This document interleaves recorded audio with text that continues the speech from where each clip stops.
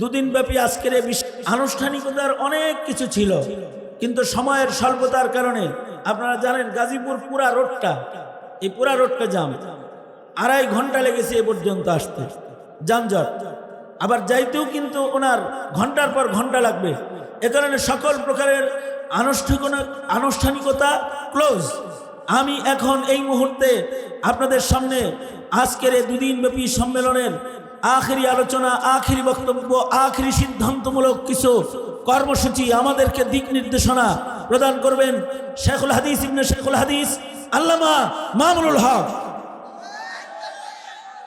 তকবীর দিয়া ধ্বনি দেন, তকবীর দিয়া ধ্বনি দেন, তকবীর দিয়া ধ্বনি দেন।